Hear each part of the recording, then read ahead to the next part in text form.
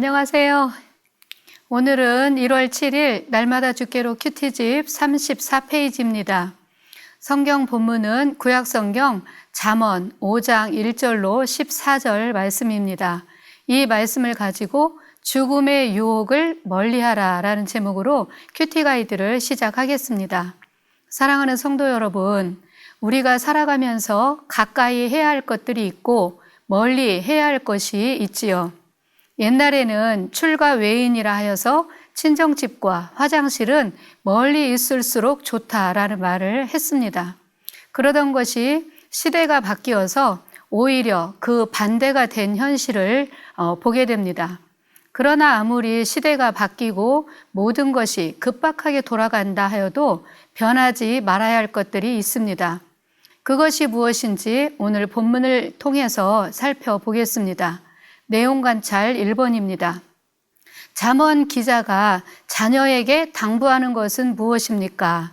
1절로 2절을 보겠습니다. 내 아들아, 내 지혜에 주의하며 내 명철에 귀를 기울여서 근신을 지키며 내 입술로 지식을 지키도록 하라. 아멘. 먼저 잠언 기자는 자녀된 우리가 살아가면서 가까이 해야 할 것들에 대해서 말씀하고 있는데요. 1절 말씀을 현대인의 성경으로 보면 내 아들아, 내가 지혜와 통찰력으로 가르치는 말을 잘 귀담아 듣고 모든 일을 신중하게 하며 내 말에 지식이 있음을 보여주어라. 아멘. 아버지가 사랑하는 아들에게 가르치는 훈계의 말을 잘 듣고 신중하게 살라고 당부하지요.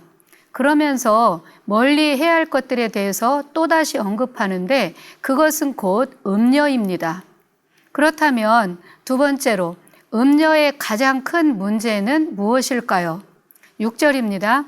그는 생명의 평탄한 길을 찾지 못하며 자기의 길이 든든하지 못하여도 그것을 깨닫지 못하느니라. 아멘. 이 음녀는 결혼 후 테두리 밖에 있는 여인을 뜻하는 단어로 사회적 통념에 어긋나는 낯선 존재라고 묵상을 위한 용어 해설에 기록을 해놓았습니다.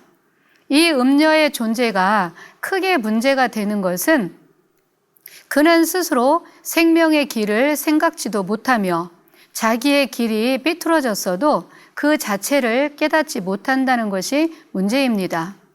이 음녀는 자신의 삶을 망가뜨릴 뿐만 아니라 상대방과 그 가정도 파괴할 수 있다는 것을 생각지 않습니다. 성경에서 음녀는 하나님을 배반하고 은밀히 우상을 숭배하는 자들을 가리킵니다. 이스라엘 백성들이 이렇게 음녀와 같이 하나님을 버리고 영적으로 간음하며 드러내놓고 바알과 아세라를 섬기다가 화를 자초했지요. 세 번째, 이런 음녀의 유혹에 빠졌을 때 초래하게 되는 세 가지 결과는 무엇일까요? 9절에서 11절까지 기록을 해놓고 있는데요. 첫째는 존영을 잃게 된다고 말씀합니다. 이 존영은 존귀와 영예이지요. 곧 그 사람의 명예를 말합니다. 자신이 그동안 열심히 쌓아 올린 그 명성을 다 잃어버리게 되고 잘못하면 난폭한 사람에게 잔인하게 죽임을 당할 수 있게 될 것을 경고한 것입니다. 둘째는 음녀에게 빠지면 그동안 수고하여 얻은 모든 재물과 재산을 몽땅 빼앗기게 된다고 말씀합니다. 셋째는 내 몸, 내 육체가 병들어 무너지게 되고 그로 인해서 내가 왜 그랬던가 하면서 탄식하게 될 것이라고 말씀합니다. 이 음녀의 이야기는 우리가 설명을 따로 안 해도 너무나 그 결말을 잘 알고 있습니다. TV에서 지나간 드라마 중에 내 남자의 아내라는 프로가 있었습니다. 내용은 가장 절친이었던 친구의 남편을 유혹하여 빼앗고 그 남자와 살림을 차려서 망가져가는 과정을 리얼하게 보여줍니다. 그 상대 남자는 대학 교수였는데 불륜으로 인해서 그 명예를 다 잃어버리고 부친이 어마어마한 재력가였는데 그 재산을 하나도 주지 않겠다고 내침을 받습니다. 결국은 영원할 것처럼 뜨거웠던 그 여자의 열정마저 식어져서 외국으로 혼자 떠나버리고 그 남자만 비참하게 남게 되는 내용인데요. 이 드라마는 시작할 때부터 그런 결말을 향해서 달려가는 과정을 잘 보여주고 있습니다. 우리 현실 세계에서도 음료의 유혹에 빠지게 되면 그렇게 된다는 것을 성경이 미리 말씀을 해준 것이지요. 네 번째 연구와 묵상입니다.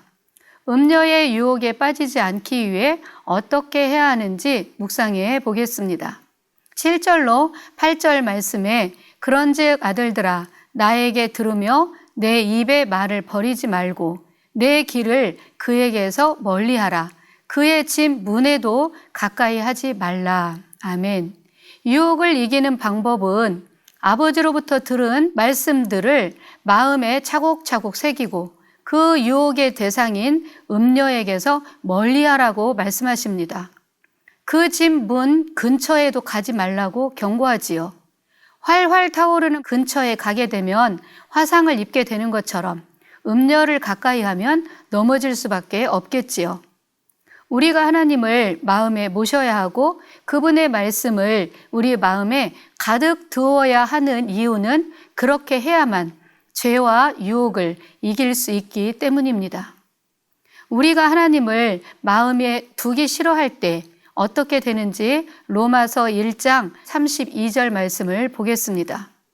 또한 그들이 마음에 하나님 두기를 싫어하매 하나님께서 그들을 그 상실한 마음대로 내버려 두사 합당하지 못한 일을 하게 하셨으니 곧 모든 불의, 추악, 탐욕, 악의가 가득한 자요, 시기, 살인, 분쟁, 사기, 악독이 가득한 자요, 수군수군하는 자요, 비방하는 자요, 하나님께서 미워하시는 자요, 능욕하는 자요, 교만한 자요, 자랑하는 자요, 악을 도모하는 자요, 부모를 거역하는 자요, 우매한 자요, 배약하는 자요, 무정한 자요, 무자비한 자라.